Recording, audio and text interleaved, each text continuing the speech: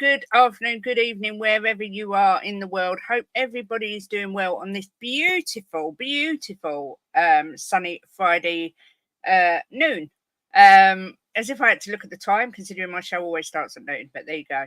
I'm flying solo for the first part of the show because Jimbo has a phone call, so it's just me. Back to the old days, back to the OGs. Just me on my lonesome today. Until Jimbo's finished. Quick reminder that on Sunday we have Sunday from 10:30 a.m. we have the 12-hour charity stream, and by goodness have we got some amazing stuff. Mickey Hazard will be making an appearance on Sunday afternoon. He's donated 4 wonderful Tottenham pictures for us to auction off. We've also got, I can see Angus in the chat. We have got the most sensational David Seaman signed photograph of him holding up the Premier League trophy. I've got signed Frank Lampard England shirts. I've got signed Rooney England pictures, Alan Hansen signed shirts, Alan Shearer signed shirts, all fully authenticated. I don't even know if that's a word, but today it is. So please make sure you join us Sunday 10:30 to 10:30. I would have done 24 hours, but unfortunately my health will definitely not allow it. But 12 hours will be a struggle as it is, but we will get there as long as you guys come along and keep it fun. Let's have a look who's in the chat before we start. We have got Tigaro. Good to see you, sir. Hope you're well. Says good evening to everyone. Good morning to those on the wrong side of the pond. Talking of the wrong side of the pond, I've also got a signed Shane Warne picture. Absolute cricket legend as well. Big up to the man himself. Angus is in the house. Hope you're well, sir. Scott Colliver. Hope you're doing good. Nice to see you. That's fine, Angus. You know, I like to put people in the frame. He's a bit of a strange one. I think anyone that decides to rank female YouTubers based on their looks is a little bit iffy, shall we say? But there we go. No Arsenal tops. Like I say, I've got the David Seaman signed picture of him holding up the Premier League trophy and a signed Jack Wilshere.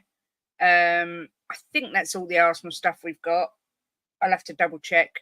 Got a Micah Richards sign thing. Oh, so much stuff. Good afternoon, AJ. Good to see you. I'd love to read that out, but I can't do that many eights. Big up, Leo. Always good to see you, homie. Hope you're well. Counting down the days till we see you in November again. Whoop, whoop. You have to let me know what game you're coming over and going to, so we can make sure we get tickets. Something in my head says Palace, but I might have made that up. Good afternoon, Shemtan. Says good afternoon, Princess Kate. Hope you're doing good. Where's Sir Jimbo? Bottom of the stairs. No, he has an important phone call today. He's a very important person today. He has an important phone call. He's in the background. I can see him hovering, waiting for the phone to come and phone to ring. And then as soon as it's finished, he's going to hop on. So he will be here. Big up, Ronnie. Good to see you. R.I.P. Warney, what a player. Do you know what? I've got to agree with this. Best spin bowler I've ever seen. I'm not a cricket lover at all, but wow. What a player Shane Warne was. Some of these items we might not auction on the day. I have put pictures of a lot of them on my community page. So if anyone is interested, everything that we raise, obviously I've got to pay for the pictures as well, but anything else on top of that is all going to charity. Any super chats we get on Sunday will be going to charity. But the best way to donate on Sunday or before is to do it through the link, because then YouTube can't get any of their grubby hands on the money. So there's the link there. It's to raise money for Legend on the Bench, which is a charity that puts benches into public parks. The bench says someone's always listening, and on them is a plaque with the Samaritan's number, Mind, all the helplines that you need for people that are maybe on the brink of doing something they might regret. Mickey and his sister launched the charity because someone close to them actually killed themselves aged 23. So it's a really, really important charity. So any support would be massively appreciated. Angus says, I used to play cricket and he came to where I'm from in Scotland and I had a training session with him. Was amazing. Wow. Memories to treasure. That's pretty amazing, especially as he's no longer with us. But Angus, I know for sure there'd be a couple of the Arsenal bits that you're like, without any shadow of a doubt. There's some really brilliant pieces. Excuse me, feel really lucky to have been given the opportunity to sort of auction them off for charity, not just by Mickey, but by everyone will know Steve D that comes in the chat. He actually has a friend who's got a massive memorabilia shop who has sorted a lot of this out for us. So loads of Gaza stuff, which is, I mean, the Gaza stuff is brilliant. Yeah, just, I mean, I'd like to keep it all, even the Arsenal stuff, because they're just incredible. So there we go. That's how good they are. Excuse me. I forgot what it's like to go solo and just waffle on. I've just realised I've waffled on for 6 minutes and haven't really said anything, just waffled. But I did put an actual message out to Mr. Box Office today, inviting him on, because I thought I'd bring a bit of realism into the chat, but he hasn't replied. Because I wanted to get his perspective, as apparently Tottenham fans are all guilty of bigging up the youngsters too much. So I thought, well, I'll give him a chance to come on, but he may be working. I don't know. I haven't heard back from him, but that would have been entertaining. Big up to you, Intentional Observer says, afternoon all, hope life in the Pound Shop Club's treating you well. Yes, I've got my Pound Shop fan, so everything's good in the hood. Shem says, wish these charities would get the funds for people that need more than the NHS, because I gave up on them sooner than they gave up on me. Shem, I hear you. I really do hear you. I had him with Sachin Tendulkar. Wow. Angus, that's amazing. Two absolute legends of the game. Sorry to jump ahead, but how classy is Archie Gray? He is ready-made for the six. Well, are we allowed to say that, or are we going to be accused of gassing up these youngsters, putting too much pressure on these young players at such a young age? Are they really that good, or is it just because we played against Hearts? I've seen a lot of people bigging up and gassing up these youngsters. My view is, if you can't gas up your players when they play bloody well, when the hell can you do it? We can only beat what was in front of us. And at the end of the day, these youngsters, I thought the second half for me was far better than the first, which is quite surprising because a lot of our big guns were on in the first. But I mean, I've got to agree with you, Tigaro. I thought Archie Gray absolutely done a superb job, showing that he can cover when needed. The likes of Jed Spence, trying to think of all their names, Tyrese Hall, Lancashire, these young players that Mikey Moore, we've been crying out to see, came on against Hearts, who, in fairness, at that time were playing their B team. I think it's fair to say they took off their big guns. But again, they can only beat and play against what's in front of them. And as much as I agree with you can't gas them up too much, this guy looks really good. He looks like he could do a real job for Spurs. Angus, stop it. Stop it now, being naughty. As I said, I appreciate that they were only Hearts. And not only were they only Hearts, but they were Hearts' B team. But come on, praise where praise is due. That's all I can say. Big up Smithy, exactly. And Archie, we trust, number 14, exactly. And this as well. This kid has 50 games in the Championship. He's not a child. He's not new to the league. Yes, he's new to the Premier League, but he's new to the Championship. He's not new to the Championship, which, although it's not as competitive as the Premier League, it's a bloody difficult league. It's a very physical league with top quality players in that league. So I think people poo-poo the Championship a bit often. But how often do we see clubs struggle in the Championship that have got relegated? I know a lot go down and come back up, but a lot also struggle. So what's happening if we can't praise a good performance? AJ, you're not allowed.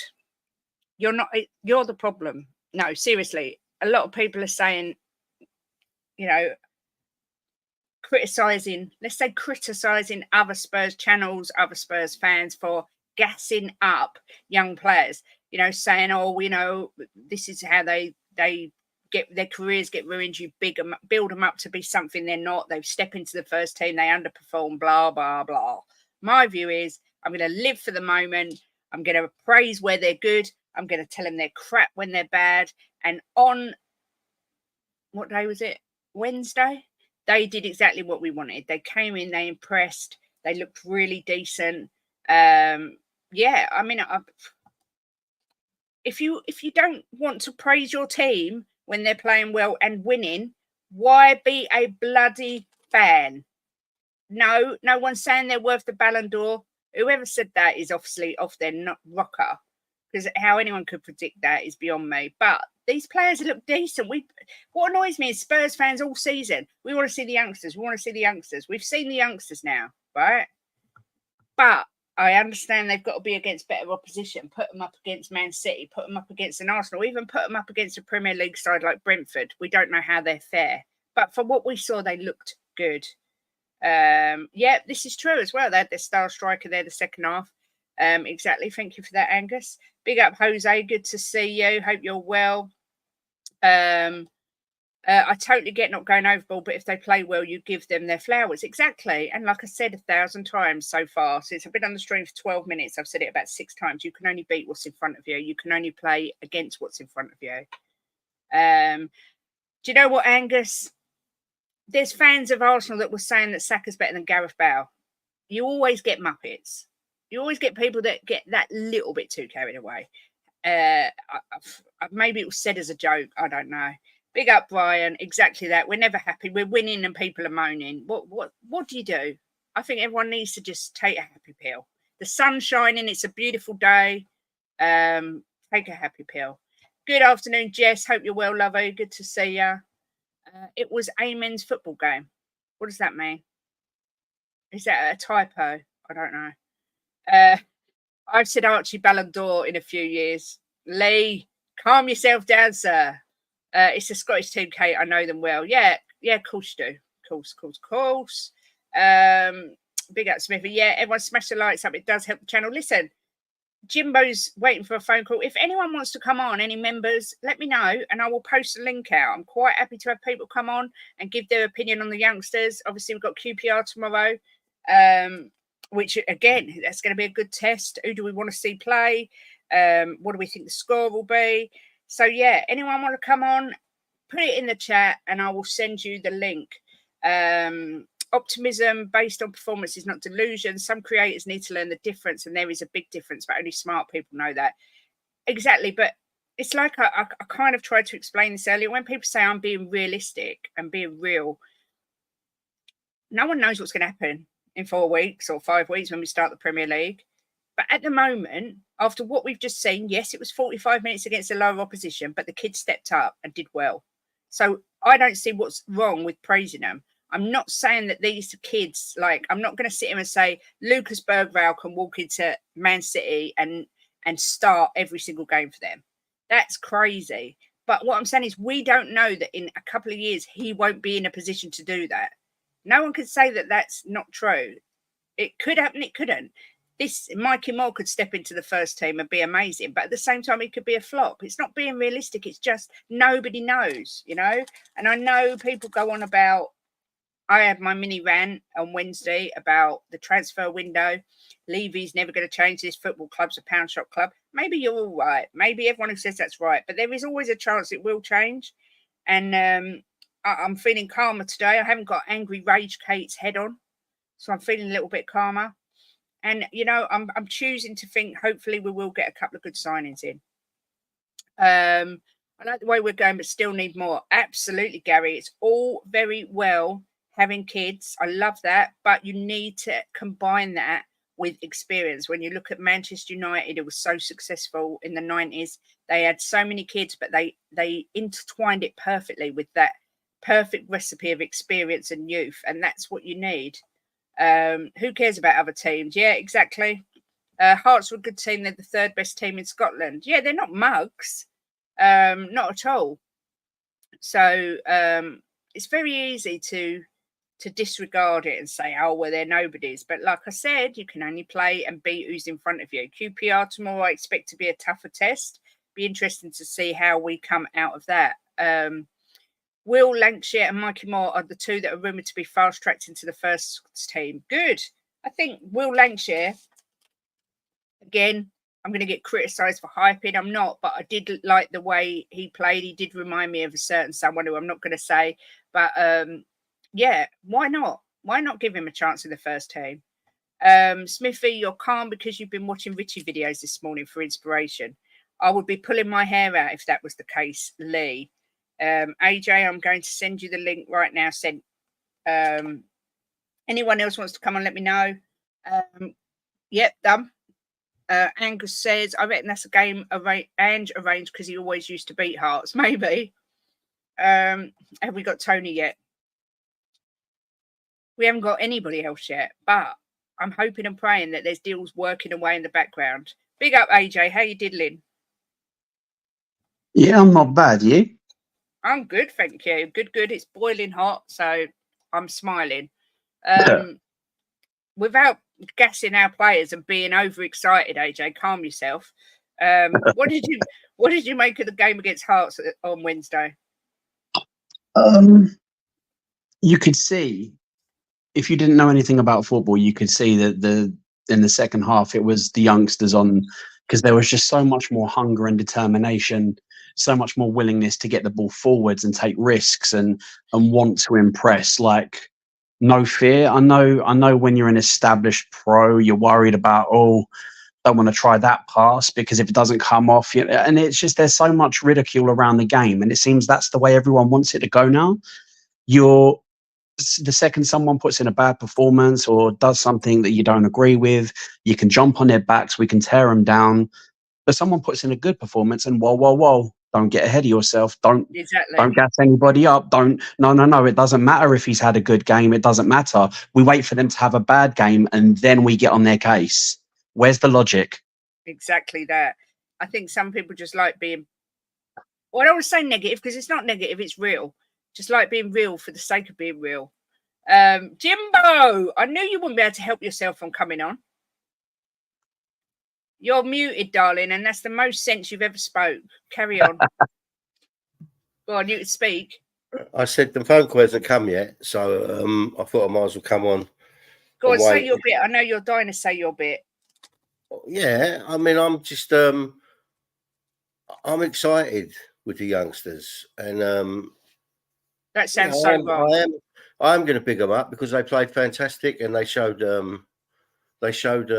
what they can do when they got their chance. It's all about taking your chance, and I don't think any of them never took their chance. They took their chance. They're going to get more chances. What we have to do now is can't get over excited. All right, they've took their first chance. That's all we can ask them to do. We need to see how the preseason goes with them and trust in Ange that he will integrate the right players into the first team. Yeah, Spencer's another one. I was really impressed with him. And a certain Mr. Nick said to me, he compared him to... He's got a bad attitude.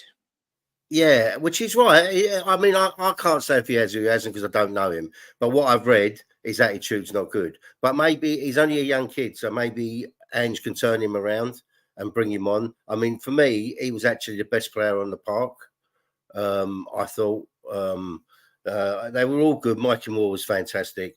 But look, we can only say talk about what we saw. And they all took their chance, and that's what you want them to do. So now it's up to our manager, who's very experienced, to pick the ones he thinks is ready and integrate them into the first team. So we can't ask for no more, And it's not like he's going to stick 11 young players out there, all the kids that have just come or moving up from the 21s. He's going to have some old heads on there and integrate them with them, I would imagine, for the experience. But it's all about seeing what they do in pre-season, who can cut it and who can't cut it. But for the first game, we saw them all on the pitch together. They did really, really well. And it's not like we're going to say they're going to go out and win the Premiership, you know, because that's not going to happen with the youngsters. But it's all about integrating them and putting them in the team at the right time, with the right players that can bring them on and give them confidence. So it's. I mean, we've been screaming, and a lot of YouTubers and fans have been screaming to see the youngsters. We've seen them now, and they did fantastic. But it's not about going overboard. It's about enjoying what we saw and seeing it carry on in the future. Mm. Yeah, I agree. I mean, AJ, I'm going to come to you for this. This is a good point. How many of these kids are actually going to get a chance in the Premier League, though? Maybe Bergvall, and that's it. Do you see, I mean, Jim just said about, or no, not you, someone just said Mikey Moore being fast-tracked to the first team. Do you realistically see any of these kids getting moved up to the first team this year? Bergvall will. He had a pretty shaky start for the first five or so minutes he came on. He didn't look out of his depth, but I don't know whether it was nerve or the speed of the game compared to the Swedish league. I don't know what it was, but the control wasn't there. The passes were misplaced, but he grew into the game and he started popping up all over the pitch, wanting the ball, wanting to dictate the game, whether it was up top or whether he dropped deep and was looking to just receive the ball and play people in. So yeah, I can see him making the first team. Mikey Moore doesn't look like a 16-year-old kid, I'm sorry, in the face all day long. But you watch him, he's receiving the ball. He's glad to receive the ball in tight spaces. He's riding tackles. He's going shoulder to shoulder with fully grown men. He's not put off by that. And that's what you need. That's what makes the difference. First of all, you've got to have the ability. But a lot of the youngsters don't make the grade because they're put up against fully grown men. And you can see it's boys versus men. They don't want the ball. A couple of tackles go in and they shy away from things and they don't play their natural game. So I can see Mikey Moore making, by the end of the season, I would say that Moore and Bergvall would have been in the team. They would have had a few appearances, whether that's league, whether it's cup games, whether it's the Europa League. But somebody who really impressed me was Hall. He really impressed me. Mm-hmm. Really impressed me. The ability to just hold that ball and drive through and he did it repeatedly. Yeah. Repeatedly. And he's not one of our better known youngsters. He's not one that people will rave about, but you watch him, you watch the youth team, and he does it week in, week out. He's very good at it. His ball retention, his progressive carries, absolutely top. And I will say it, Lancashire's finish was very Kane-esque. Not even looking to the ball. Yeah, and that people will clip that and go, he thinks he's like, no, he's not like Kane. There aren't many players in the world that are like Kane. However, he's got that. Watch him playing for the youth team. He's a very good finisher. He's a very confident finisher, and he's a big lad. For such a young age, he's a big, strong lad, and he doesn't mind mixing it up. So I wouldn't be surprised if he's not loaned out. I wouldn't be surprised maybe if we have, depending on who we do or don't buy in that position, if we don't loan him out, I can see him making a couple of appearances here and there and because he's reliable, especially for the youth. Will he be able to do it regularly for the Premier League? We don't know, but you've got to give someone their chance. But they all performed admirably. And I agree. When you see people going Ballon d'Or worthy, when you see people saying generational, you're in danger of overhyping. Dele Alli had that a lot in his career. Dele Alli was a absolutely amazing footballer. But I think he got, with all his issues and everything and all the hype around him, he got swallowed in it and he believed his own hype. Then you have these delusions of grandeur. You don't put in the work and the effort. And you believe that you're good enough to get through. Mm-hmm. I don't want to see the youngsters buy into that. So let's praise them, give them their flowers. They played very well. However, it's a 45-minute cameo against a Scottish team. No offense, but the Scottish Premier League is not renowned for being a league full of superstars, you know? So it is what it is, but you can only beat who is in front of you. And how many times have we seen our first team or our youngsters, regardless of whether it's pre-season or during these European adventures where you're going and playing these nothing teams, how many times have we seen our players flatter to deceive? Yeah. How many times have you seen them not put in the performance? And this is a bunch of young, hungry kids that took their chance, got on, played their game, and looked impressive. So fair play to them. Yeah, I agree. I mean, it was blatantly clear that Ange has been like the Ange ball way has been working all the way through the ranks. Everyone's trying to play the same system, but it's emerged that Chelsea and I believe Man United have both come in with 8-figure offers for Mikey Moore. But or last season, I think this was. But Tottenham have now decided they really want to keep this guy. I mean, Jim, how good? Obviously, without overhyping him, but how impressed were you with Mikey Moore?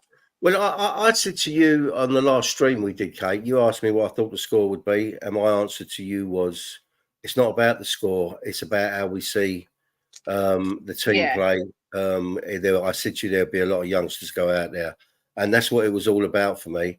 And it was nice we won 5-1. We saw them score some goals, which is important that they can put it in the back of the net. He was a shining light. Him and Spence for me were the two shining lights. I mean, I shouldn't really say that because they're all the youngsters did well.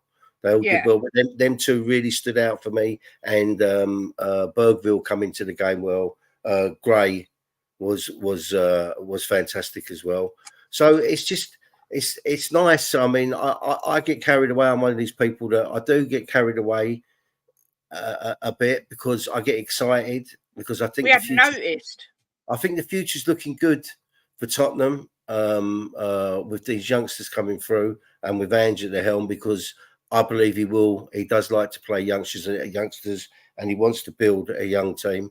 So, it's nice to get enjoy the moment. It was lovely watching it.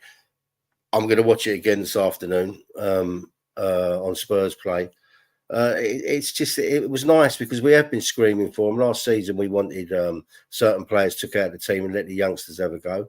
So it was lovely to watch, and I'm looking forward to the pre-season, to watching them even more. And look, Ange wants the best players in his team. So if they're standing out and they're playing better than some of the players in the team, I'm sure he'll have them in. He wants to win things, so he's going to put the best players in that position that they're in. So lovely. It was lovely to watch, and I'm looking forward to pre-season. Yeah, I mean, Tigaro says Donnelly was great too at left back. I thought Ashley Phillips did very well. He's an absolute beast. I don't want to be too harsh on him, but I thought Werner was all right. He didn't stand out where you look at him and go, wow, this guy's won things, and it shows because of he didn't stand out amongst the youngsters. Go on, Jim, defend him. You know what was funny? Really made me laugh. In some of the WhatsApp groups, everybody was slagging him down. As soon as they started slagging him down, he done an assist, which really made me laugh. It's always the way, isn't it? You say something bad, and then they turn up and do something. I mean, the funny thing was Werner got quite a low player rating compared to a lot of the others, but the lowest player rating of all was actually Emerson Royale, who literally came on the pitch, gave the ball away and gave a goal. I mean, he was abysmal. That guy, I'm sorry, Nick, if you're watching, I know you love him, but he is shit. I'm sorry to say it. He is useless. The sooner he gets out of this club, the better. Absolutely diabolical.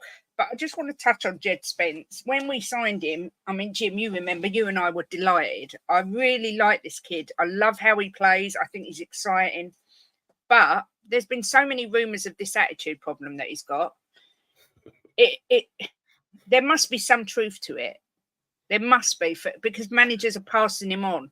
So, but I really hope Ange, he was open to the fact, he said in the interview, everybody's got their chance to come into the first team. I really think Spence can do a job for us. The thing is, Kate, right, is you can have bad attitudes and you can do things wrong in life, but you can turn yourself around.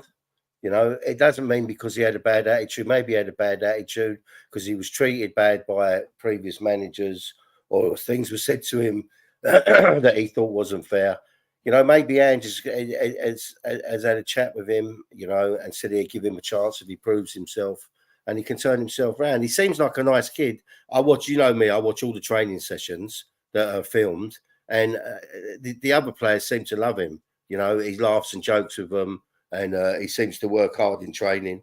So there's nothing to say he's a bad kid. You know, we never heard that he had a bad attitude before he came to us. So maybe just some things happened in his life to do with the football or outside his life that made him, you know, back up a bit. But he seems happy. He's always smiling in training, and he's always laughing and joking. I've seen Sonny with his arm around him, you know. They all cuddle him when he comes in. So maybe he's turning it around and he's happy at the minute. It is a lot to do with if you're happy as well. If you're not happy, if you're happy and you know it, clap your hands. No, if you're not happy in the situation, you know, you're miserable, and you know, you do say and do things that you probably regret later on. And as I said, he's only young, so let's not like bury him. Let's see what Ange can do with him, and I'm sure Ange will make the right decision if to keep him or not. I mean, what's your thoughts on Jed Spence? AJ, you happy to keep him? Do you think he deserves a chance? I think with Jed Spence, first of all, I thought his performance was very good, very good.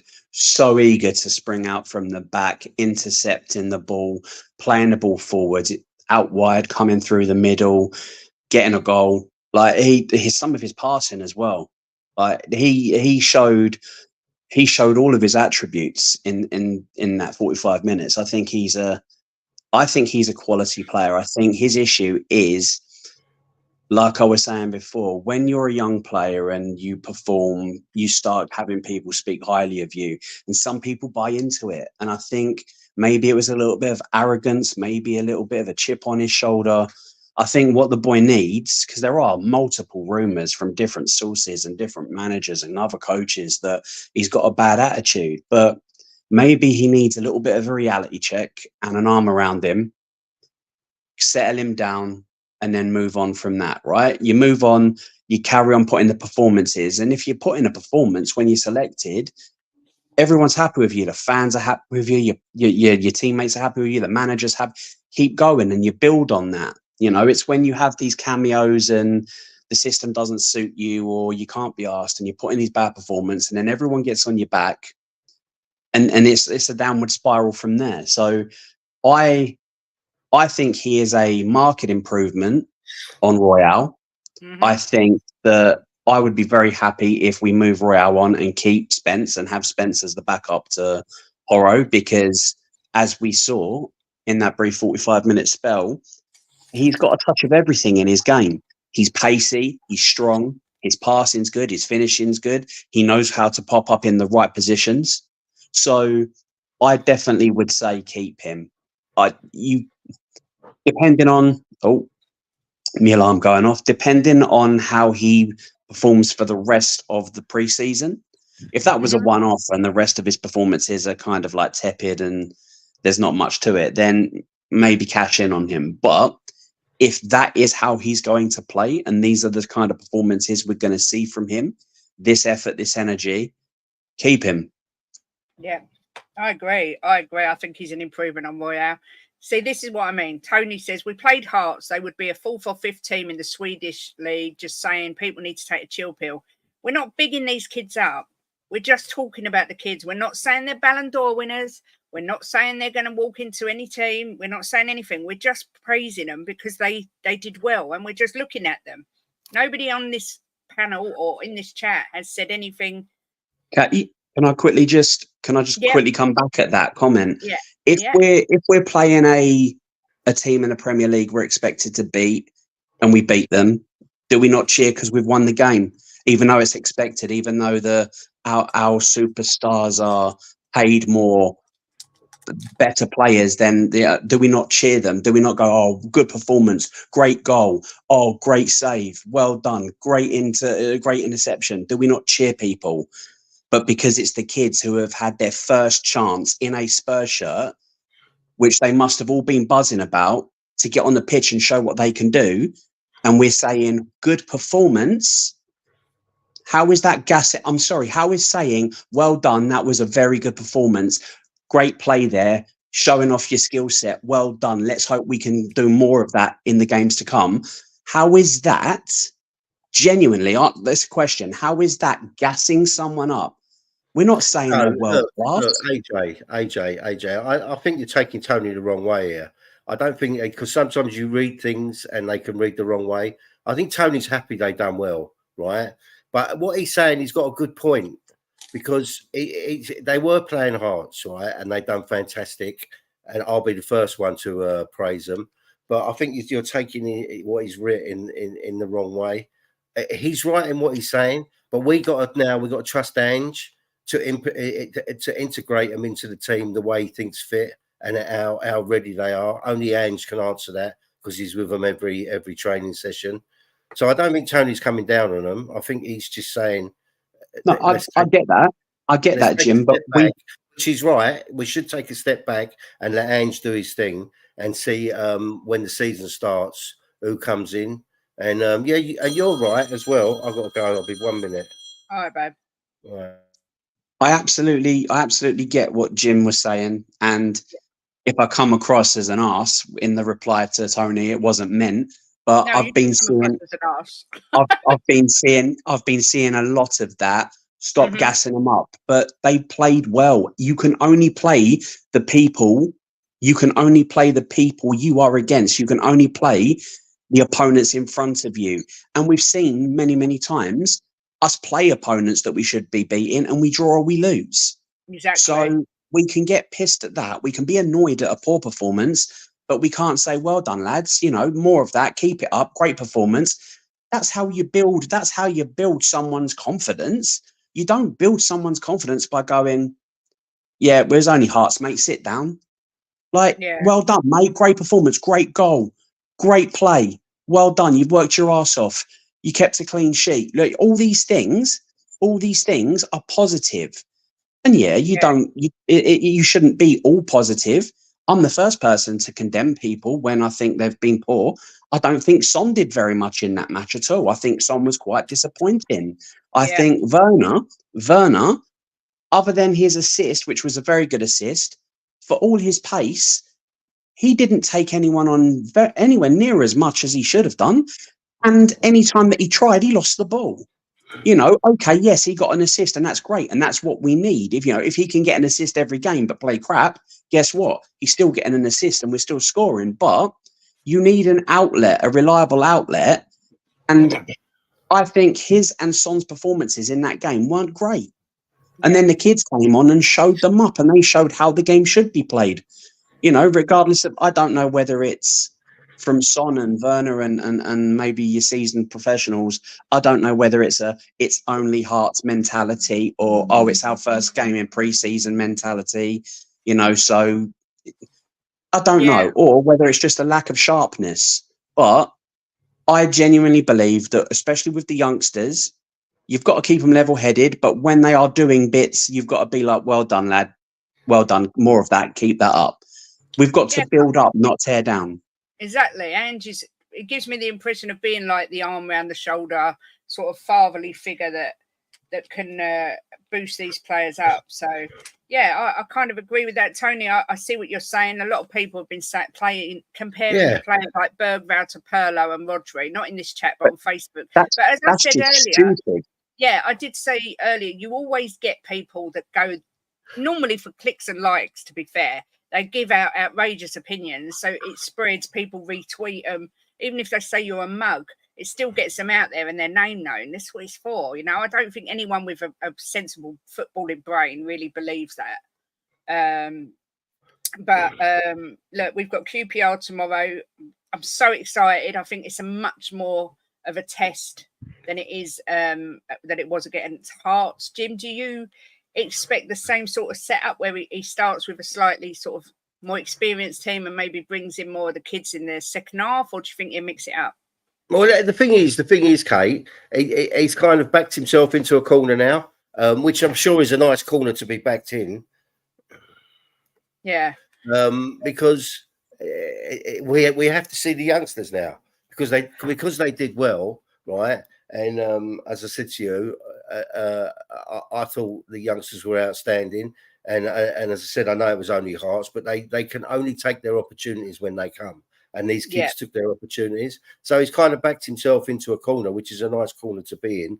That he's going to have to in pre-season give a lot of them a chance. And if they do really well, I fully expect to see him in the first team squad next season.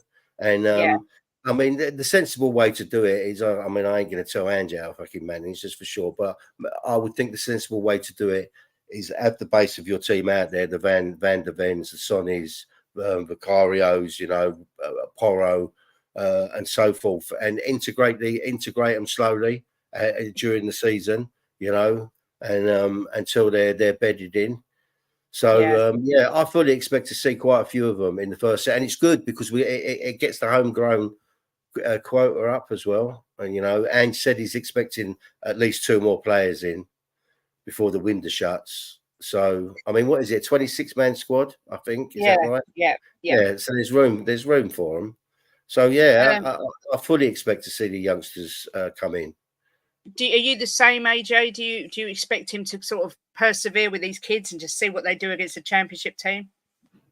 What I'd like to see is I'd still like to see them given the same sort of game time, like 45 minutes. I think is a decent chunk of time for you to be able to show what you can do. But I'd like him to mix it up a bit. I'd like it less of our first team in the first half and our youngsters. The youngsters, as good as they were played, they're used to playing together. So you've got that chemistry and they know each other's game. They know what's going to happen. They know where you're going to be. Where can if I get the ball, I receive it. Are you going to be what? Yes, you are going to be where I know you. Like, bang, here you go, have the ball. You have to build up, waiting until the first game of the season to then go, all right, Moore, all right, Lancashire, all right, Bergvale, you're in the team. Oh, but we haven't played do you know what I mean? It's too late then to be trying to find out each other's game. So I'd like to see what I would hope is that the game against Hearts was the acid test. You know, can they survive? Can they cope with being on the pitch, playing together? Yes, they can. They perform well. Now let's sprinkle the first team with some of the youngsters and give them a half, and then say let's have the second half of predominantly youngsters, but let's put some older heads, you know, our seasoned professionals in that. Mix it up a little bit. Get them all used to playing with each other, understanding each other's game. That will build your team chemistry. That will get you ready, hitting the ground running first game of the season. So yeah, I'd like to see them all given the same sort of minutes, but I think it definitely needs to be mixed up. Yeah, I agree with that. Big up Destiny 5, who says, why even support a team if you can't get excited about prospects and the new season? Some people are so miserable. Tigaro says Rodri should win the Ballon d'Or. Comparisons with any new young player is naive. Exactly that. Dave Hamilton says, excited for a pre-season game, Kate. You need more excitement. You're probably right, but at my age, you know, I'll take what I can get. Jim. Chris says all the usual suspects that we know who they are, still slagging off the club, the board, and especially, and I mean especially, anything positive about the club. Big up Hoover Bear says, hello, my favourite piece of mouth-watering eye candy. Oh, and hello, Kate, too.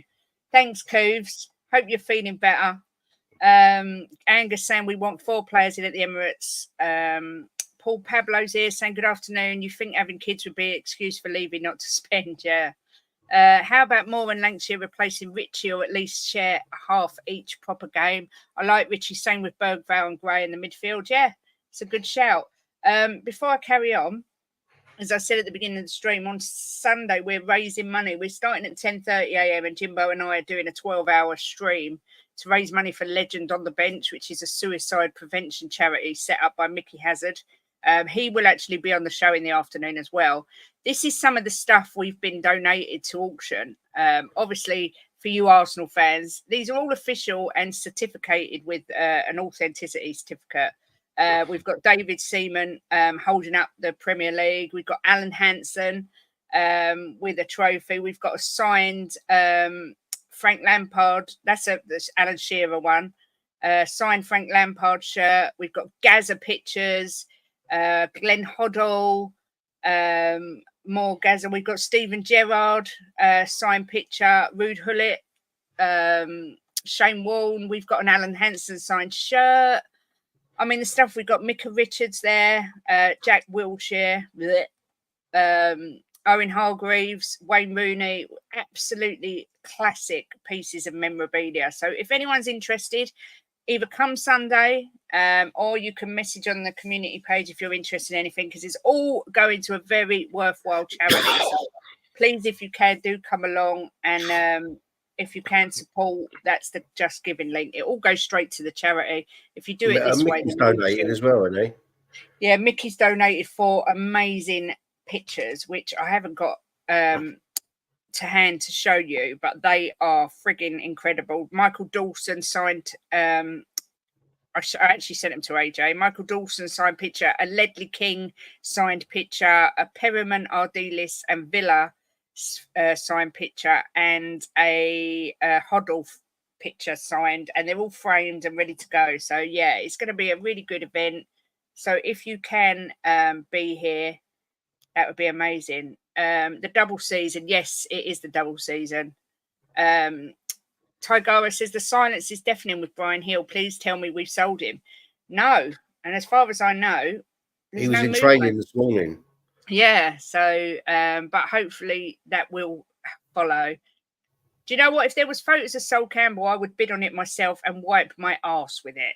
And that's all I'm going to say. I know I'm a lady, but that is what I would do. That one of Gaza is when he's holding his hands up. Is when he scored the free kick. I've got. Yes. We've got that photo. Yeah, amazing picture. Yusuf said, "Did Archie Gray play? How did he get on?" I was very impressed. I mean, Jess and a few of the Leeds fans have told us that that he's a very good player. And again, it was only against Hearts, but yeah, I was impressed with him. I thought he'd done well. With Gray, I've seen some people getting on his case because his positioning was bad, but he's not a centre half, but he was played as a centre half. And yeah, okay, his positioning wasn't great, but guess what? It's not going to be. You know, you all of a sudden, Ego, mate, play this position that you don't play.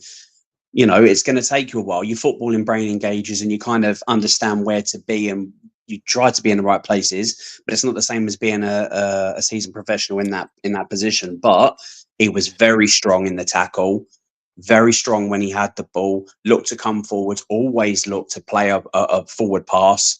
You know, none of this side to side, none of this backwards, always wanted the ball, always looking to play his teammates in, and his passing range looked quite good. Mm-hmm. So if he's playing like that in a position that he doesn't play, I would like to see him being played in a more natural position for him. But I think he was good.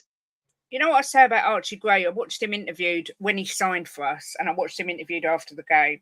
I hope he never loses that humble, you know, he's so grateful that they all say that when they sign for a club. I'm so grateful to be given this opportunity. But I watch him and I really feel that he's kind of pinching himself that he's got this opportunity to play at Spurs. I just think he seems so down to earth, so humble, and such a good guy that's going to try his absolute arse off. And I hope he never loses that because it's really endearing. And I was so impressed with him. So yeah, he was definitely exciting to watch. Wayne says that's some good stuff. Need to win the lottery. Yeah, me too. Jim was like, "We'll have that." I said, "No, you got a bid. If you want it, you got a bid." I didn't say we'll have it. I said I would pay for it. As a difference. Yeah. Well, you better get your checkbook out. Oh no, do they have checkbooks anymore? I your don't. Wallet out. He's one of your best defenders ever. Have some respect. Boo. I take it. Ledley King. Do you know what, Angus? Ledley King. Do you know what, Angus? I always say good things about Arsenal when they're good. I think you've seen that on here, but I will never say anything good about Sol Campbell. I'm sorry. I disagree. Not about that, Jim. I don't disagree that you know, with your comment. I disagree that he was one of our best defenders ever. Yes, he was a good solid defender, but he only really became a better and a more established defender when he went to Arsenal. We've had much better defenders: Alderweireld, Vertonghen, Ledley King. Yeah, and that's in recent times. So Yep. no, I don't. I'm sorry. Yep, Campbell had a good career. Well done to him. Is he a Judas bastard? Yes, he is. You know, absolutely. But it just shows the caliber of the man to do what he did. And you got fans saying, the opposition fans going, "Oh, get over it." But did they get over it when Ashley Cole left? Exactly. You know, Oh, I'm still, over it, but I just never forgive him. it's disgusting. It's disgusting behaviour. But no, for me, Sol Campbell is not one of our best ever defenders. A very good defender, but not one of Spurs' best ever. Yeah, I agree. Again, George, big up to you. How was Bergvall? I mean, I don't think did you speak about Bergvall, AJ? I'm not sure if you did. Yeah, I said that he started off shaky, but he grew into the game and then was everywhere. Yeah. He was popping up on the left and on the right. He was trying to get into the box, his link up. He was receiving the ball from deep, wanting to dictate play. So Bergvall impressed, a little bit shaky. At first, I was like, oh no, like watching him for the first few minutes, I was like, oh no, what's happened here? Like, of we bought into the hype and signed a player, that can't even cut it against, Hearts in a pre-season. But he then started establishing himself and wanting the ball more and more. And the no fear that all those players showed, all the youngsters wanting the ball, but how many of us can honestly say we've seen our first team players like that week in, week out? How many of them actually want the ball and look to receive the ball in difficult situations? I can't honestly say many of them regularly do that. So it's refreshing to see. But yeah, Bergvall impressed. He was actually the player that Alistair Gold gave as man of the match, Bergvall. And he said he looked a senior amongst the youngsters and gradually grew into the game more and more. And I think that's right. And I mean, I'm not going to mention the fact that he's incredibly handsome because he's just a child, but he is incredibly handsome. But You said that about me once. I still say it about you, darling. Once, yeah, once upon a time. He set up Mikey Moore. Yeah, I just thought he looked great. I think he will be a key part of the first team next season without a shadow of a doubt. I would have to agree with Wayne here when he says Gary Mabbott is God, my absolute favourite player of all time, without any shadow of a doubt. I adore him. Best defenders, nobody mentions Richard Gough, really class player. I don't know what year that was. The non-triers are the ones Ange said weren't buying in. It's what Chris Loney says to you, AJ. The non-triers are the ones that Ange said weren't buying into his philosophy, I suppose. So, yeah, Mabbott, absolute frigging legend. There was a couple of other comments I starred. Angus, I have seen the new away kit for this season. I assume you mean the black one with like green puke on it. Is that what you mean? Doesn't do anything for me, but I could use it as a dishcloth if you've got a spare one. Looks like we want Frankie de Jong. I haven't heard Arsenal are in for him. I've heard that Ten Hag wants him, which makes sense to me because he used to manage him at Ajax, but it's quite a good player. I mean, Angus, go on. Angus, is that another player that you want and you're definitely going to get but won't sign for you? Oh, you're so funny, AJ. You don't let stuff go, do you? Along with Mbappe, of course. Poor old Angus. I like Angus. We love Angus, really. He's a good guy. I like Angus. Angus is good. Yeah, he is good. Big up, John James. Lovely to see you. Hope you're well. Much love to John. you. What I was going to say, going back to Angus's comment, is this whole Calafiori thing's quite funny because it's literally a stalemate. It's like, who's going to blink first?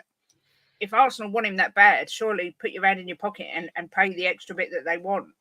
Otherwise, I can really see Bologna saying, Bologna to you, bollocks, and moving on. But we'll see how that goes. How would you feel if Ange went for any Celtic players? Any thoughts, Jimbo? Yeah, I mean, I don't really know what players are up there at the minute because I don't follow them.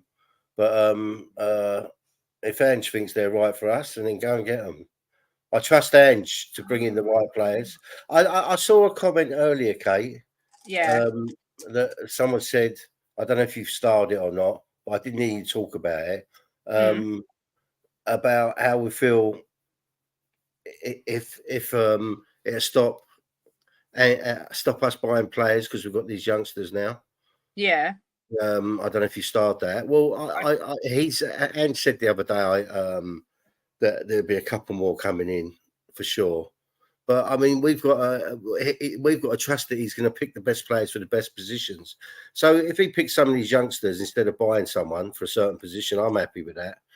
I'm happy with that completely. You know, I just trust him to do what's best for us. And at the end of the day, he wants to win trophies, so he's going to do what's best for the team and best for himself. So if he brings a youngster in instead to start, and it stops us buying someone for a certain position, then I'm happy with that. Yeah, I mean, what about you, AJ? I mean, I think if Ange wants players from Celtic, they know his system, they know him. If he thinks they can do a job for Spurs, then I trust him. So I feel. I don't watch Scottish football. I don't know. I couldn't tell you anybody that plays in the Scottish League. I'm absolutely ignorant to the Scottish League, and that's not. It's just I don't watch the Scottish League. I don't find it entertaining. You know, I saw a match on once, and I think it was St Mirren against, I don't know, someone, and it just I was like, what is this I'm watching? And it didn't entertain me. You know, not all matches will, and that might not have been a great advertisement for the league. It might not have been, but it's tainted my view on the league. I don't think the league's particularly good, but if they are players that Ange had, and they know the system, and they are an improvement on all you can do is improve, right? You're looking to improve year on year, month on month, week on week, game on game. That's all you're looking to do is improve. And if they are an improvement on what we've already got, then if a deal can be done, do it. But I don't know enough about any of the players to be able to say this is who we should be going for. Yeah, I mean, Hearts have got they've just bought that young right back. He played against us. I thought he was their shining light. It was his first game for them. I'll be back in a minute. I mean, I like Hatate from Celtic. I said it last season, but we'll have to wait and see. I didn't know that, Angus. It's the African style in memory of Rocky Roadcastle, and also Ian White's obviously not dead, but I quite like that.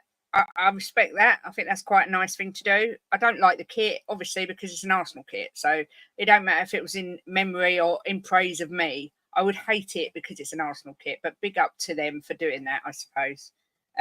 Angus says it's a done deal. Do you mean Calafiori or do you mean Frankie de Jong?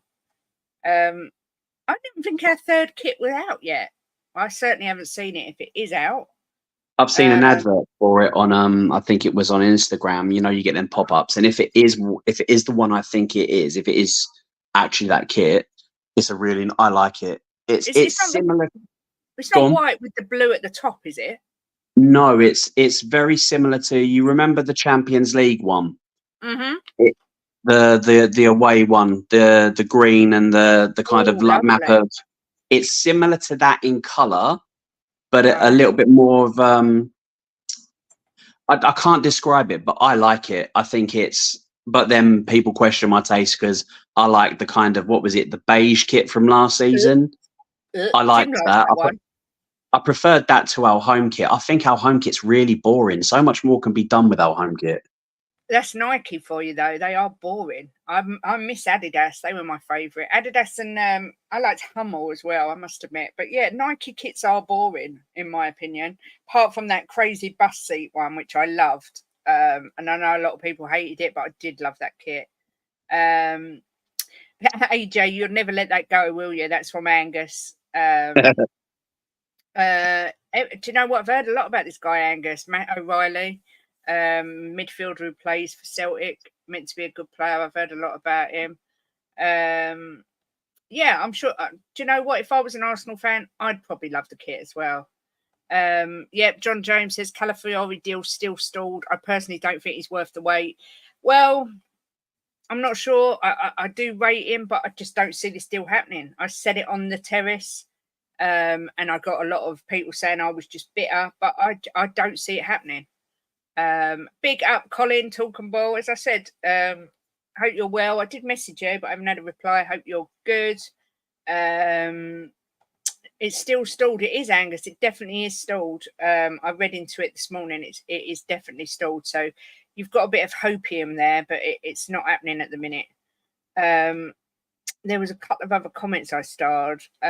Wilton says, I hope we didn't throw our kids into the fray too early. They are too young to be able to cope with the regular pressure of first team football. Now I'm going to bring up that cliche comment that Brian Clough made. If they're good enough, they're old enough. Do you think that's true, AJ, or do you think? I mean, we've got to manage them carefully because they're kids at the end of the day. But do you believe that if they're old enough, if they're good enough, they're old enough? Definitely. Age is nothing but a number in every aspect of life. You've got, I know a guy that's nearly 70, but his son works as a brickie, and he still, helps him, like when he's doing work for himself, he's still there lifting and shifting stuff. And you wouldn't be thinking a man nearly 70 would be doing that, but he's kept himself in fine fettle for throughout the whole of his life, and he's equipped to do so. If these youngsters are good enough, if they have got the ability and the right attitude, give them a chance. They will either sink or they'll swim. And from what I saw in that 45 minutes, the majority of them, or to be fair, none of them, I don't think any of them actually disappointed. They all gave a very good account of themselves. All you can do is then go, okay, next match, here you go. Have another 45. Next match, let's give some of you that we think are going to make the first team. Let's give you 60 minutes. Let's see how you do, and continue to build. You can't just go 90 minutes, bang, here you go, whatever happens. They've got to be nurtured, and you've got to introduce them in the right way. But yeah, all this, other players are 16, 17 and starting week in, week out for their clubs. Why is it if they're wearing... Look at exactly that. Why is it if they've got a Spurs shirt on, we have to mollycoddle them and go, oh no, don't play them. Wait until they're 21, 22, 24. Give them a chance to break in. Get them into the team at an early age. Give them a chance. See if they can't cut it, then you move them on. If they can, then you run with it and you continue to build. So yeah, I think if you're good enough, you're old enough. Yeah, I do agree with you. And it's like Tigara says, without pressure, you don't get diamonds. That's a fact. 100%. And without trying these players, you're never going to know how good they are. It kind of is a bit of a vicious circle. But, if someone hadn't took that chance on Kane, I know it's the example everyone uses, but it's true. You never know what you've got till you put them up against the best. And I just think that, try not to big them up too much, nurture them, but they need to be given an opportunity, in my opinion. Alistair Johnson at right back, Hatata, O'Reilly, Kyogo, Palmer, Forrest, they're all the ones from Celtic. I've always liked Hatata. I like Kyogo, but I don't think he's good enough for the Premier League, in my opinion. Bergvall and Gray have been playing first team football. Yep. Yeah, for their teams. Yeah, of course they have. Good age, good player, and I'm sure the price wouldn't be too much worth a punt. That's my view, JJ. I said it last season. I'm saying it again. I would love to get him. This broke this morning, Angus, that Pedro Neto has told his agents he wants to move to Arsenal. My personal opinion is thank God for that. We have dodged a bullet. As brilliant as I think he is, I think he's a wonderful winger. He cannot keep fit. I don't know what you think. AJ, are you there? Oh, sorry.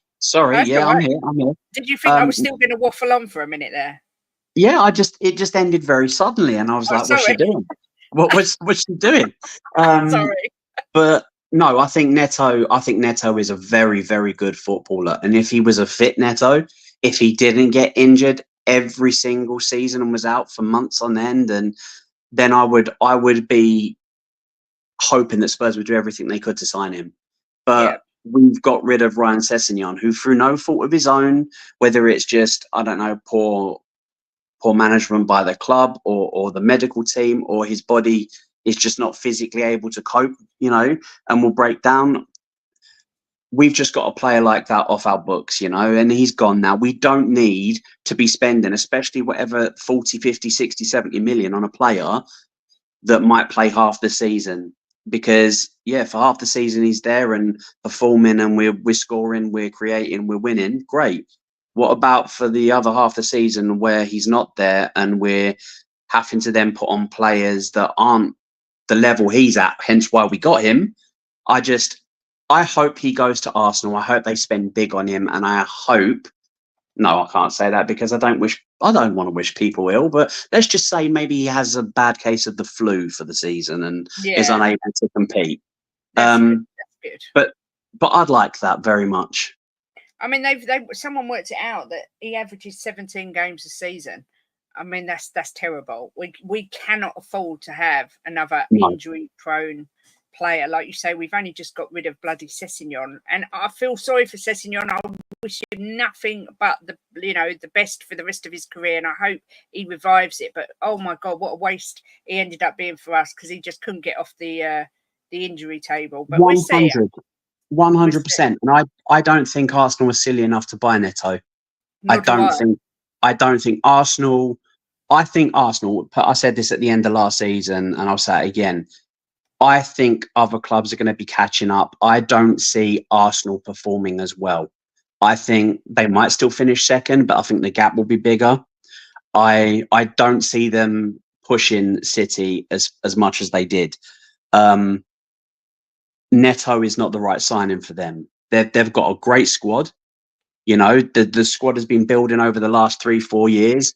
They've got a great squad. They need players that are going to be there and turn up every week. And if Neto's only averaging 17 games a season, I don't see them being stupid enough to make that investment. I hope they do. Was that Angus? I'm just a hater. Yeah. He does make me laugh, Angus. He really does.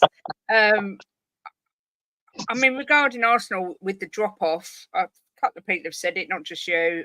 I'm not sure if I see it, but I will say I'm really impressed with Man United's business, the way they're doing their business. They've just signed Xerxes, they've signed Lenny Euro, and now they've just agreed personal terms with midfielder Manuel Ugarte from PSG.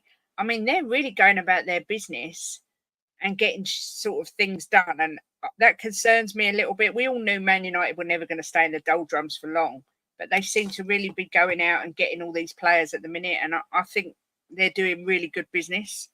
I would agree with you on that. But then you've got to look at it this way. This is going to be his first season. No, not his first season. Sorry. This is going to be their first season, and you've got to integrate them into the team, get them playing the way you want them. You know, are they going to be able to adapt? Well, just because we've seen with players before, just because you're good in a certain league, that doesn't translate to the Premier League, and vice versa. Players have gone from the Premier League, gone abroad, and it's not worked out for them. So, but no, they are recruiting well. They are signing some decent players, but it's as in anything, when you sign anybody, it's a gamble. Of course it is. Of course it is. I mean, it did make me laugh that Man United have insisted they will not take less than 40 million for Scott McTominay. I mean, I just don't see anyone paying that sort of money for him. He's done well for them. I think he gets a bad rap because he's got them out of a lot of holes, Scott McTominay, but I still don't see anyone paying 40 million for him. The thing is, McTominay came through their youth, didn't he? Yeah. So this is the thing, and I always say this to people: a youth player, like us signing people people were going on about us signing Gallagher. First of all, I don't think it's a wise move. Secondly, people go, "Oh, but look at the effort, look at the work rate, look." Yeah, but that's for his boyhood club, and you're not going to replicate that at your rivals. You're not going to go to your rivals and run that extra mile, put in that extra hard work for. Oh, hello. You're not going to put in that extra hard work and that effort the same amount that you would for the club that you've come through and that you love. And McTominay has been good for Manchester United because that's his club. Yeah. You won't get the same out of it. Like McTominay would not get in a City, a Liverpool, an Arsenal. Like he wouldn't. You're looking at a mid-table team at best, and he might do okay for them. But he's not a £40 million player, 25 million at the most. You know, he's experienced. He's a decent player, but he's not a £40 million player. Yeah, Big up to you. Chris Agenbar's here, said we paid 40 mil for Gray. We did. Big up Vindaloo. I'm going to just remind everyone again that on Sunday it is the charity stream, and we'll be live from 10:30 a.m. to 10:30 p.m. and we've got some of this amazing merchandise to auction for charity. Got some for everyone. See, we've got boxes, Alan Shearer's shirt, Frank Lampard's England shirt, Gaza, Hoddle. You saw David Seaman. We've got there, Stephen Gerrard, Rude Hullet, Shane Warne, Alan Hanson's shirt, Jack Wiltshire, Owen Hargreaves, Wayne Rooney, all sorts. So please do try and come along if you can on Sunday and support the charity. It's all for suicide prevention and mental health support. So it's a very important charity that Mickey Hazard himself set up. So hopefully we can raise some money. It costs £1,800 every time they lay a bench from start to finish. So I'd love to raise that, but anything we raise will help the charity, because obviously they don't get any funding like anyone. Yeah, we will see what we manage to raise. Another bit of breaking news today said Brentford are ready to slash their asking price for Ivan Toney to less than 50 million due to a lack of interest. Is that because do you think people are scared to take a chance on him because of his gambling issues? What are you thinking, AJ? He's certainly good enough, isn't he? Ability wise, he's an all rounder. He's got a great shot on him. He can carry the ball. He's a great target man. He's good in the air. So he's a bit of an all rounder. And his penalty taking, oh my goodness! Yeah. How dare you not even just staring the keeper out? Wow, absolutely incredible. Like yeah. I genuinely never seen a penalty like that. Just that's next level for me. The confidence you've got to have in your own ability to just eyeball the keeper from start to finish and to score. You know, if it doesn't come off, he looks like an idiot. But I think there's always a risk when you sign any player, isn't there? But when you've got a player that's had issues and have been banned for a length of time, such as Ivan Toney, there's that much more of an inherent risk in it. But let's be honest, we've taken gambles and bought absolute shite players, you know, that have never done anything. We know that he can play in the Premier League. We know he can mix it up with the best and the strongest defenders. We know he performs. So it's a calculated risk. So I would take it. If they're dropping it below 50, if we can get him for 45, 46, 47 million, take it. Like, do it. Do the deal. Shake their hand. Go, just drive the money to them now. Get it done. I'd rip their bloody arm off. Absolutely, because he will strengthen our front line. Mm-hmm. He will make us better. He will give us an extra dimension up front. Something that we've been lacking. You know, since we lost Kane, we haven't had that figure up front that scares people. And I believe Toney scares the opposition. I believe when centre halves see Sonny, they know he's lost a turn of pace. They know he's not physical. He's still got great feet, and he's still going to be driving at you, and he's still going to be looking to whip a ball in. However, he's not a physical threat to them. When you've got someone like Ivan Toney coming up against you, backing into you, and you're trying to mark him from a corner or a set piece, it's so much more difficult. It's a totally different game that you've got to play when you've got a player like him in your team. So absolutely, I would say get the deal done. Yeah, I agree 100%. Wayne says the thing with Toney is every club knows the problem, so it's manageable from the off. Yeah, exactly. Just it just needs. I don't like people being punished for the rest of their lives for a mistake that they've made, because everyone makes mistakes and everyone has the ability to change.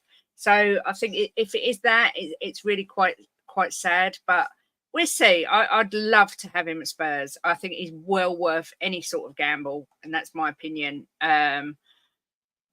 Steve, you're right. Spurs 1-5-1, but they're harder tests to come. I think I think QPR tomorrow is going to be a good test. The quad is on. Jimbo says it is, so it's whether you want to listen to Jimbo, Vindaloo. You won't hear me ever say it, but Jimbo would. Al Ittihad and Moussa Diaby's negotiations are at the final stage. I mean, he's only just signed for Aston Villa and he already is off. I'm quite surprised about that. But then, to be fair, Diaby started the season like a steam train. I thought he kind of died off a little bit. I don't know what you thought. I was going to call you Angus then. I don't know what you thought, AJ. But Diaby kind of, I felt a bit let down by him. He sort of started like that and then just gradually sort of dipped off. Yeah, he did. He's got electric pace. He's very good with a ball at his feet. Don't really know what happened with him in regards to maybe it could be the case that you get that, don't you? Some players, bang, they hit the ground running, they impress for 6, 7, 8 games, and then all of a sudden that initial energy, that spark kind of tails off. But then the rest of the Villa squad all were performing as well. So if you raise the level of the team, if you've got a player like Jack Grealish, Grealish was very good at Villa, very good at Villa. He was the big fish in a small pond, and he was head and shoulders above most of the other talent. So he stood out. Now he's gone to City. He's an also-ran. Like he's for me, he is absolutely massively underperformed for City. Terribly underperformed for them. And he's like, what's his level? Is he a big fish in a small pond, or is he an also-ran at a big club? And I think maybe because the rest of the players at Villa were all performing and all found their stride and the team were performing well, maybe that, coupled with the RB trailing off a little bit, made him look even worse. Do you see what I'm saying? Yeah, 100%.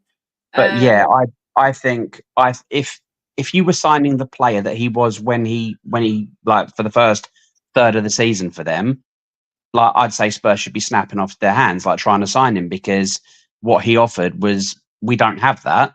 However, the performances that tailed off towards the end of the season, you're not going to be spending 40, 50 million pound on a player like that. Yeah, I agree. Oh, sorry, I was trying to get a link. I will put it in a minute. Spurs GCTV. I've seen your message. Another one. Do you know what? I got a pop-up saying N'Golo Kante looking to move to Shop Premiership Club, and I was thinking, oh my God, please let it be us, because I was so impressed with him, even at his age at the Euros. But he's been linked to West Ham. I mean, what's going on? I don't know what to make of it, AJ. Do you think it's going to happen?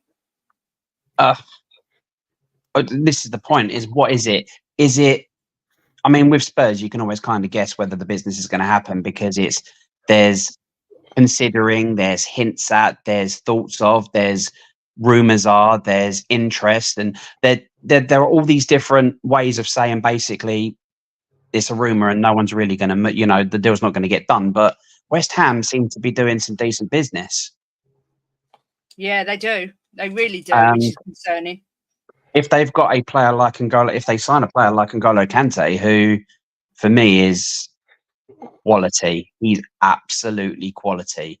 If they have him as their engine, I think that's a bit of a game changer for them. They have all. Sorry, I was just going to say he brings the winning mentality because he's won everything. Yeah, absolutely. And that work ethic, the work rate from him, it's just he never stops, never ever stops. So West Ham are already a team that you watch them, they're an almost team. They're on the cusp of, they've got a few good players, and you think actually with a couple of decent signings they could be a threat, and they never seem to make the right signings to take them to that next level. But I think they're starting to do it this season. Yeah, Jimbo, you're back. Hi, babe. Have you heard the rumour that West Ham might be signing N'Golo Kante? I've heard nothing about it at all. I just read that on here. Yeah, it broke this morning. I mean, I said to you, I think I said it to you when we was watching the Euros, I'd still take him at Spurs. He's such a good player. and he's got that experience. I know he's 33, but as a season, or maybe you might get 2 out of it. I mean, what do you think? Can you see him Well, going to West Ham? he did well, didn't he, in the Euros? Yeah.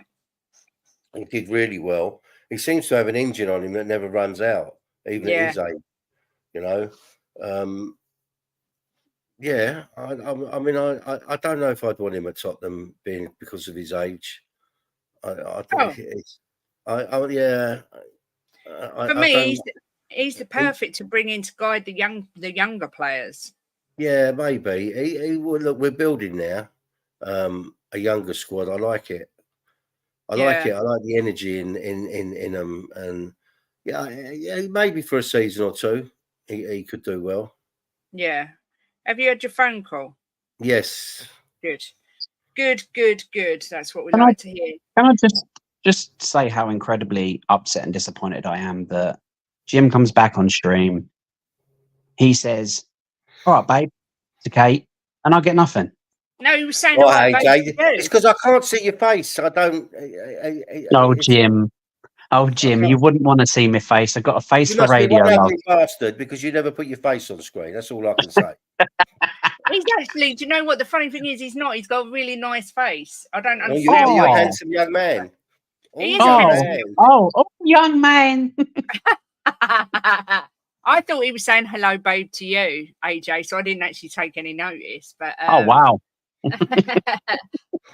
Yeah, West Ham. Watch them get Tony too. The owners have more football ambition than ours. I really fancied Tony to go to West Ham. It'll be a travesty if he ends up there, in my opinion. And there will be a jealousy there because I think we need this guy. Big up to Spurs GCTV for becoming a member. Much love as always.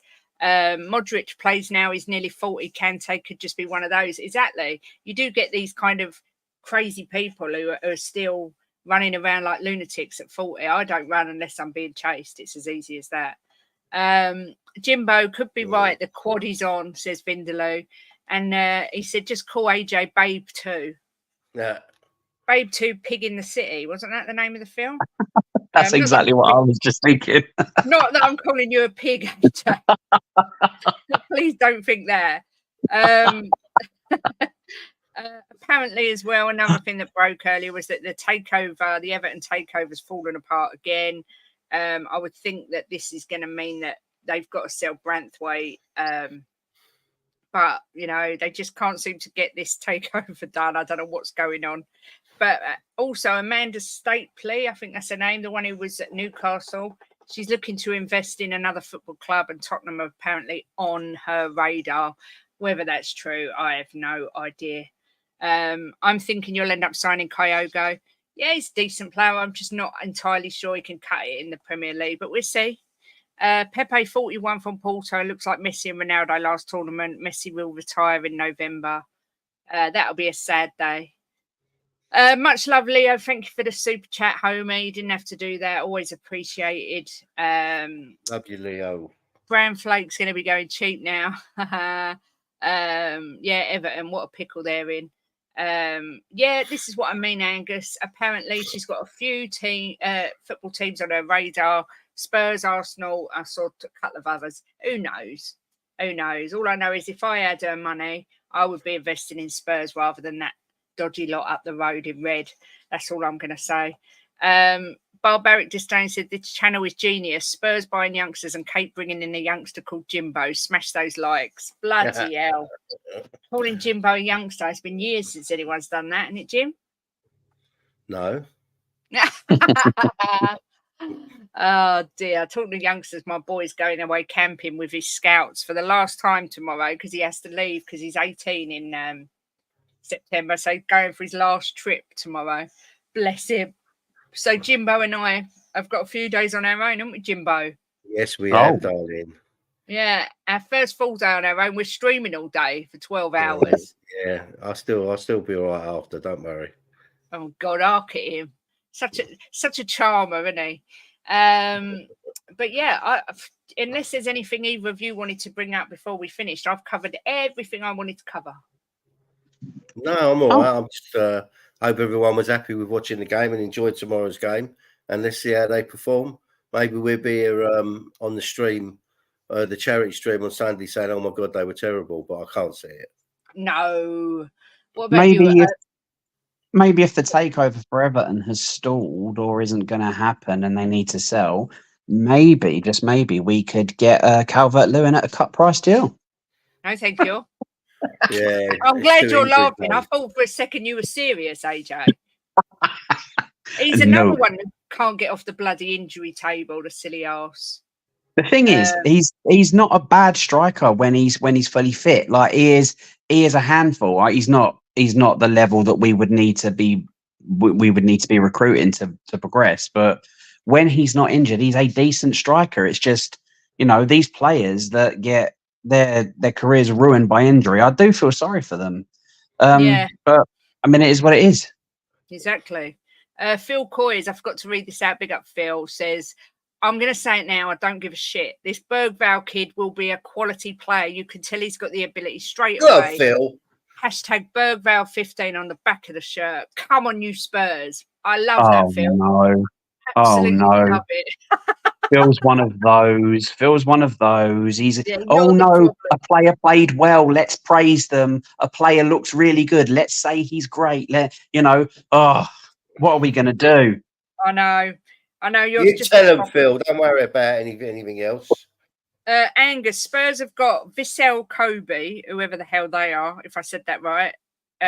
Team K League, FC Bayern, and is that it? I can't even remember. QPR tomorrow. And QPR tomorrow. I think we've got Bayern twice. I think we're playing them twice, Kate. Yeah, I do. I think we are, but I can't see it all. But yeah, we've got a few games coming up. Big up, Leo. Woo! Phil P's in the house. Big up, Phil. You come in just as we're finishing. We've covered everything today. Everything. I said you don't leave when Phil comes in. It's not nice to him. No, you didn't. You said let's leave quick before Phil comes in. Don't lie. You said he makes me feel so inadequate and ugly because he's such a handsome Greek man. That's what you said. Against Hearts B team, you look awesome. Ha Vindaloo, thank you for that. We've got Bournemouth, Liverpool, and Man United in America, then on at the Emirates, Leverkusen and Lyon in the Emirates Cup.